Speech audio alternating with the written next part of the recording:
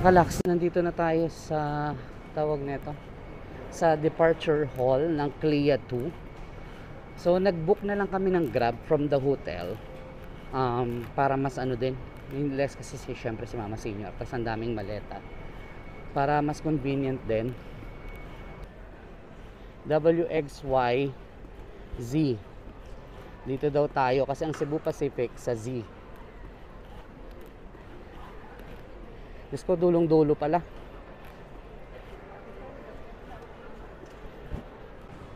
Mga kalaks, ito yung ano, ito yung pangalan nito, check-in counter for Cebu Pacific, pero wala pang nakabukas na ano, na counter talaga.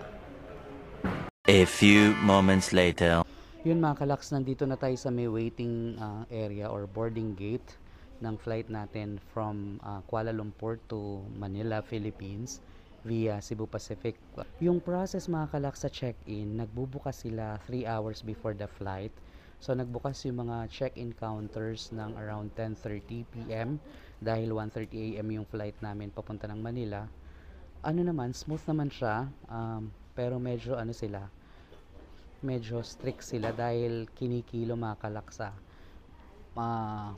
Be warned, kinikilo lahat ng bagahe including the hand carry. So kung be sure na 7 kilos lang yung hand carry, though inaalaw nila yung laptop bag tsaka yung mga handbags, yun hindi nila sinasama sa kilo. Yung main yung main cabin luggage lang yung kinikilo nila. Katulad namin, pinatimbang sa amin yung hand carry namin. Buti na lang din, sumunod kami na 7 kilos lang yung yung check-in, yung hand carry baggage namin. So, very naman, walang naging problema. Tas mga kalaks, after check-in, pagpasok nyo ng immigration, papunta ng immigration, merong i-check nila yung yung boarding pass nyo. Tapos doon mga kalaks, sa pagpasok nyo doon sa gate na yun, before the immigration gate, immigration hall, may mga nakatambay doon airport personnel mga kalaks. Ipapakilo sa inyo yung hand carry nyo uli kahit na check-in na kilo na dun sa check-in counters. Haharangin nila kayo para i-check uli yung kilo ng hand carry nyo. 2 beses tinitimbang yung hand carry sa check-in counters saka before the immigration. So yun yung final weighing in ng nung hand carry luggage ng mga kalaks. Tapos after dun sa pagpasok ng immigration mga kalaks, very smooth naman, walang masyadong pila dun sa immigration hall ng Kuala Lumpur Airport or ng CLIA. Mabilis naman yung proseso, tinatakan lang yung passport, picture, tapos fingerprint. Yun, exit ka na doon. Tapos may security check. Dito sa unang security check mga kalaks, tawag nito, hindi na pinapahubad yung shoes, hindi pinapahubad yung belt. All bags lang yung nila. All bags lang yung kailangan mong padaanin sa x-ray machines nila. Then pagpasok mga kalaks, after the papunta dun sa sa boarding gates, kasi ang Cebu Pacific, yung boarding gate namin is L3. So pagpasok dito sa mga sa departure or boarding gates mga kalaks, tawag nito, may isa pa uling security check. Ito na yung mas stringent, mas strict na security check. You have to remove your belt, yung watch, anything na metal siguro natutunog dun sa metal detector nila, and yun, doon yung papadaanin lahat ng bags nyo uli. Tas yun nga, katulad sabi ko, belt. Pero yung shoes naman hindi pinahubad. Yung watch lang talaga, tsaka yung belt yung concern nila. Mga kalaks, after nung second na security check, all good to go. Mag-iintay ka na lang kung anong oras nung boarding time mo nun para sa flight mo pabalik ng Philippines. Few tips mga kalaks, if you are flying via Cebu Pacific sa CLIA 2, ito yung mga travel tips ko sa inyo. Una, be sure na yung maleta eksakto sa kilo. Kung ang tawag nito, kung ang check bag mo, ang kinuha mo lang is 20 kilos, huwag ka naman mag-excess ng 3 kilos, 2 kilos, 1. Siguro I'm not sure kung 1 kilo papalusutin. Kasi sa akin, sobra ako ng 0.8 grams, 800 grams doon. Kasi ang ang kilo ko lang na kinuha ko sa check bag is 40 kilos, pero tumimbang yung sa akin 40.8. So pinalusot naman ni ating na sa check-in counter ng ground staff. Tapos tip number 2 mga kalaks, yung hand carry, be sure na 7 kilos lang siya. Huwag kayong magdala ng sobrang dami dahil sobrang nakaka-toxic sa airport kapag tinimbang yung hand carry tas sobra yung kilo mo. I've seen a lot. I've seen a lot of people na na dumanas niyan mga kalak. Sobrang nakakahulas talaga, nakakawala ng poise kapag nangyari sa airport yan. Sobrang mahirap. So be sure na sakto dun sa kilo yung check bag mo, sakto sa kilo yung hand carry bag mo. Third tip mga kalaks,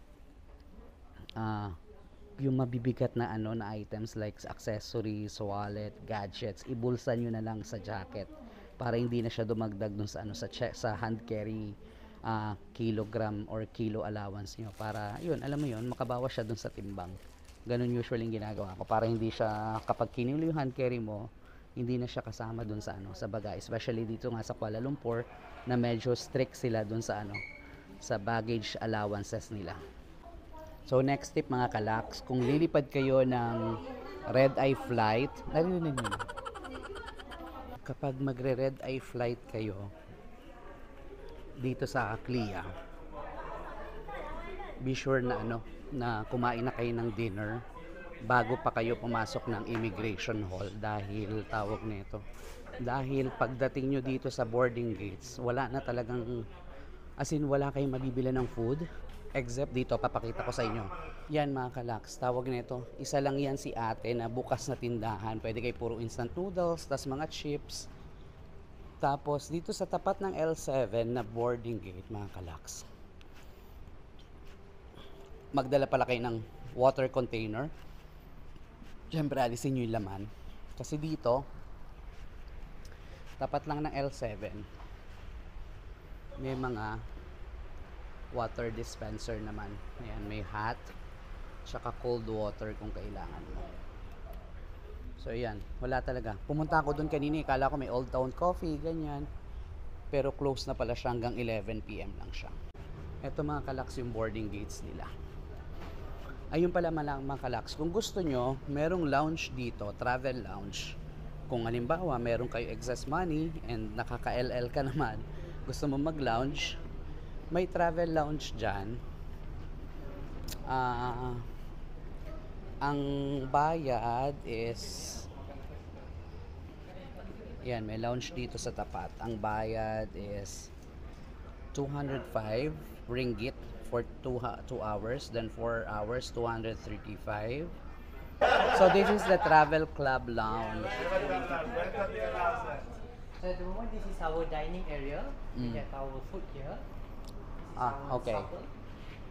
Yan, may mga sila, fish fingers, ganyan. Ito, bihon, tas rice, tas may dessert, may porridge, tas may mga pastries sila dito. Yan, pastries, tas free-flowing coffee.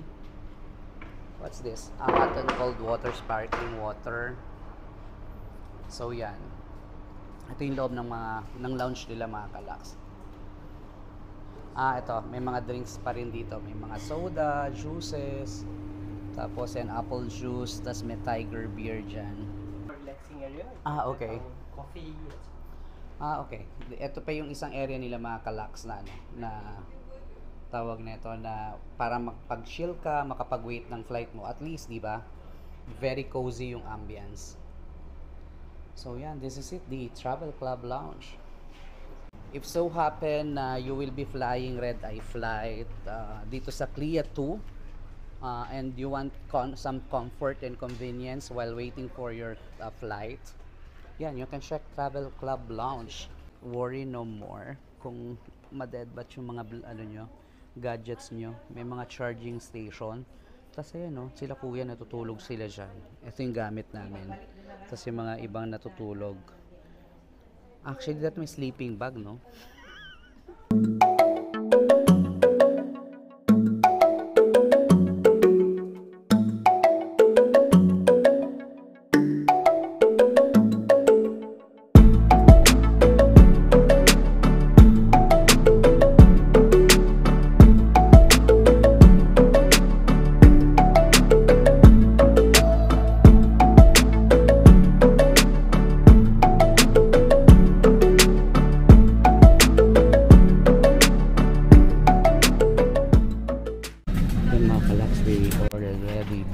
The plane that will bring us to Manila, Philippines.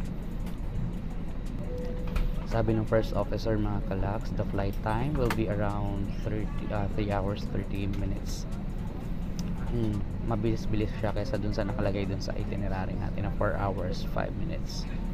Kalax pala, yung hinanap lang na document sa amin upon check-in is the passport and the e-arrival QR code. Yun lang naman. Other than that, wala nang ibang hinanap na document sa check-in counters ng Cebu Pacific dito sa Kuala Lumpur, Malaysia.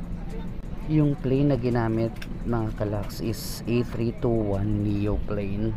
Ang configuration is 3x3, so 6 per row yung config ng plane that Cebu Pacific is utilizing from Manila, Kuala Lumpur, Manila.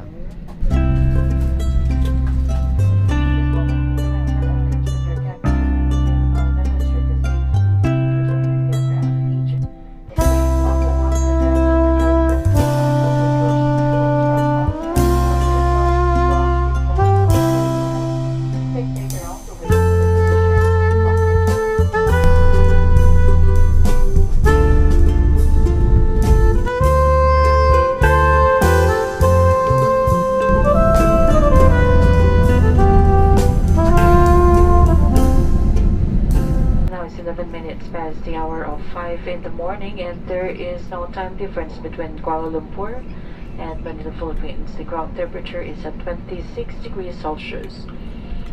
On behalf of your entire Cebu Pacific team headed by our flight deck crew Captain Acosta, with First Officer Reyes, together with your cabin crew, we thank you for making Cebu Pacific a part of your important moment.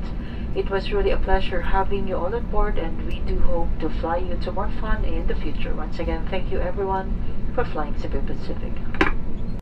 Safely landed mga kalax. We're here at Manila Terminal 3 na. If this is the first time kalax that you visited my channel, please don't forget to subscribe and share this video, and hit mo na rin yung notification bell para ma-update ka every time that we have a new video upload sa YouTube channel ko. Stay safe. Thank you.